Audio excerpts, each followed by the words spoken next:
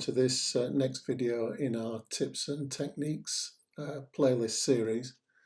In this one we're going to be looking at the Zero Paints 2-pack clear coat system. It's the diamond finish one, which I generally use for car bodies. It's obviously a 2-pack system with a clear coat and a hardener and a bottle of thinners. The quantities come in, it's 100 mils of the clear coat and 60 mils of each of the other bottles. So there's about 220 mils of product altogether once it's mixed up. Obviously we don't mix it all at once, that would be a massive waste. I generally find that 15 to 20 mils does the trick for a car body. So we're going to mix that one up, that sort of quantity up at the minute in one of these little medicine bottles, but I find that the scale on them is too faint to see, so I just mark out the quantities that I want. In this case we're putting 5 ml of the clear coat itself, 2.5 ml of hardener and about 1 ml of thinners.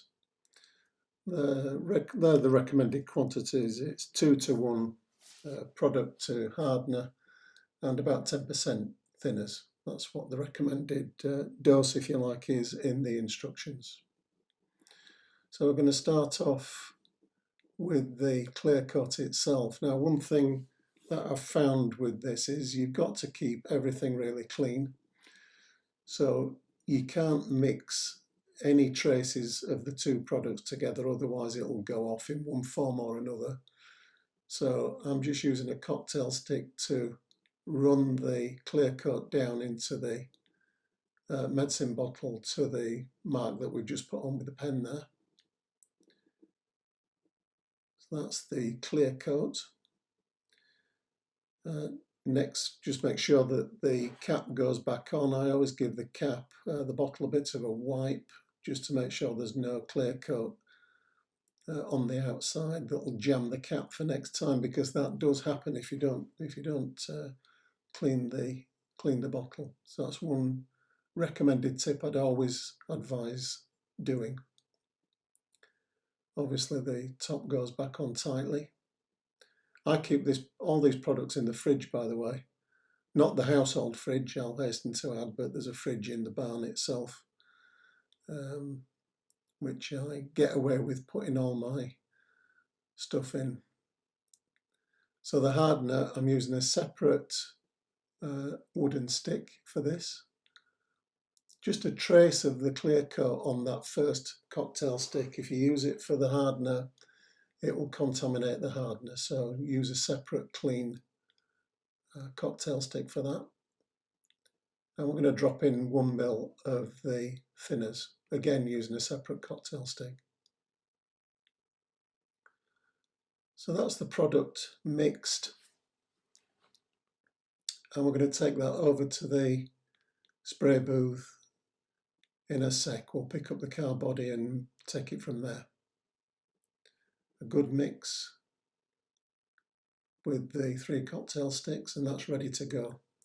So over to the spray booth now, which is running, although obviously it's not on the audio, you don't want to be hearing that rattling around. And we're going to be using a ready prepared car body. This has been deckled obviously, and it's ready to top coat. I've got the luxury of an individual airbrush just for top coats and clear coats. That's just because I don't want any risk of any contamination of previous paint. As I say, that is a luxury. If you don't have that, then just make sure that the airbrush is perfectly clean. The other essential is to use a proper respirator. A dust mask isn't any good for this product. You need a sealed respirator, which I use, and that's recommended in the instructions. It's a toxic mix which you don't want in your lungs. So I've got the mask, I've got the proper ventilation, and obviously the extractor in the spray booth takes the vapours out as well. I'm also preparing in advance here, ready to cover the painted or the lacquered body when the top coat's gone on. I should really have a better system for doing that. It's a bit precarious balancing that plastic container on top of the bottles, but it does work just while the top coat is wet.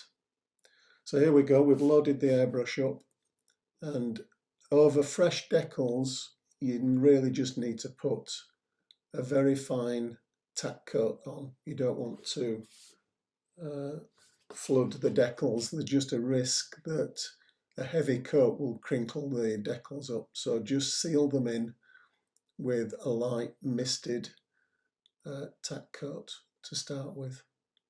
Just working round the base of the car to start with, and then obviously go around. I always keep a brush and a pair of fine tweezers handy in case there's any obvious bits of dust that manage to settle on the model while you're top coating it. Obviously, if you can get rid of them at this stage, do. It's not the end of the world. We can see, I'll show you later on how we can get those bits of grit and dust out. The airbrush nozzle is it's a 0.4 on this particular airbrush. Zero Paint recommend a 0.3 nozzle as a minimum. I've tried it with a smaller nozzle than that, and it really is hard work to do with a small nozzle. So 0.3, follow the instructions, and a 0.3 is really the minimum required. So continuing now, working round the side of the body. The tack coat has just flashed off a little bit. This is probably 5 minutes later, and we're going in now with a heavier coat all the way around. I generally find you can get a decent coverage with on the third coat, really. That's what I aim for, is to get 3 good coats on, and the last one is a proper wet coat. And that's the tricky one, really. What you want with the wet coat is really a liquid look to the top coat, but at the same time avoiding any sags or runs, obviously. Again, although the small sag or small run will polish out. So we're going in a bit more heavily now to get that wet top coat on. This is the third coat. So it's probably taken 15-20 minutes or so with a bit of flashing off in between coats to make sure that the lacquer sticks. So that's the body done, and we just put the cover on just to protect the model from any dust. The drying times are pretty good. The finish is dust dry in half an hour, so I generally keep it under that cover for an hour, and then I'll bring it into a warmer place than the shed into the house and leave it to dry overnight. The bodies are tack dry probably in an hour or so, 2 hours, but I just leave them alone for a day. Now we're just going in now, and obviously it's very difficult to avoid picking up the odd bit of dust here and there, and in this case we've just got a little trace of dust in the finish. So I've just gone in now with some 12,000 wet and dry, and that's just eliminated a tiny little bit of dust that was on there. I'm using wet and dry and using it wet. You don't want to overdo this stage.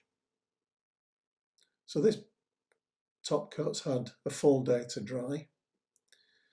So after the 12,000 wet and dry. I'm using a bit of 3,600 micro mesh, which is a bit gentler, just to go on to the next stage. And I generally try and do a panel at a time, rather than skip all over the model, just to make sure that you treat each area properly.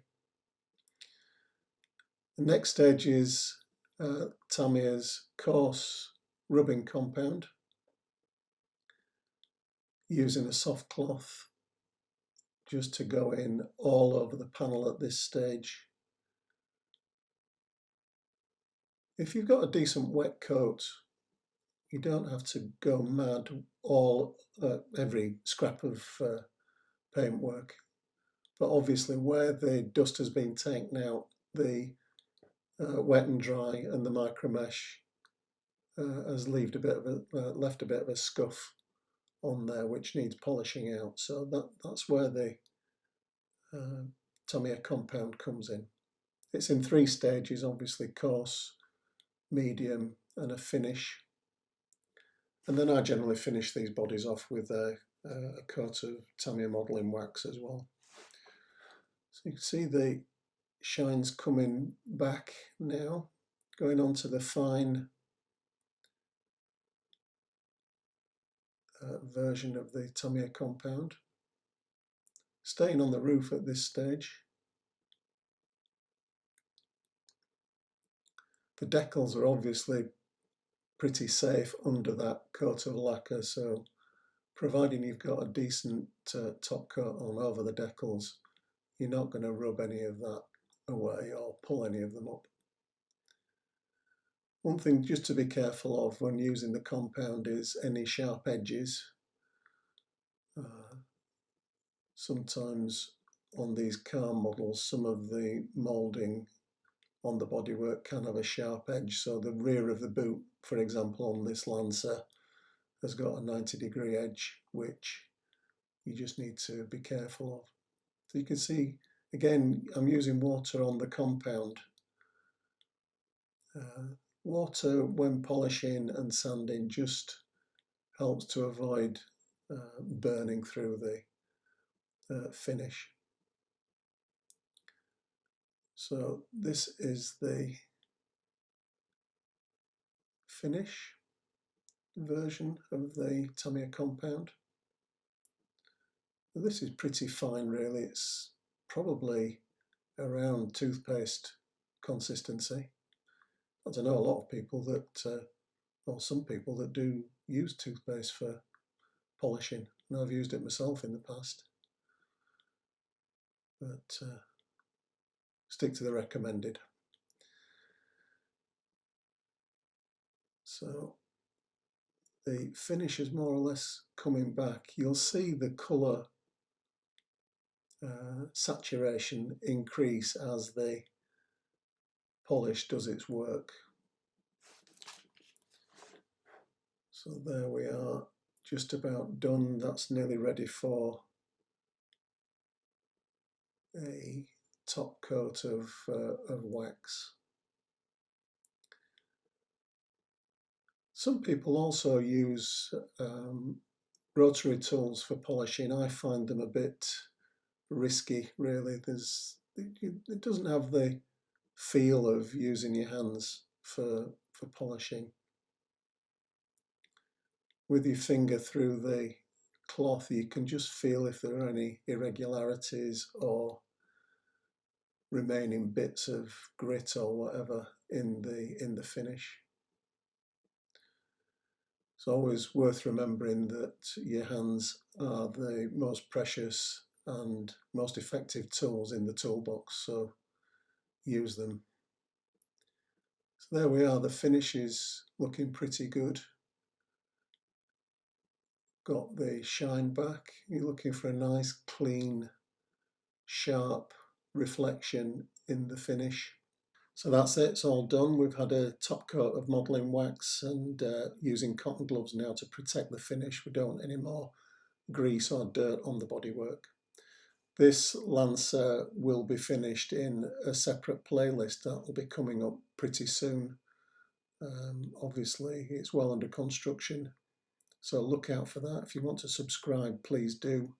You'll pick up those updates on the Lancer when they become available. Shouldn't be too long in the next week or so. So thanks for visiting. Hope you found something of use in there. Follow the safety instructions with the product and that I've spelled out in the video. But in the meantime, thanks for watching and see you next time. Bye-bye.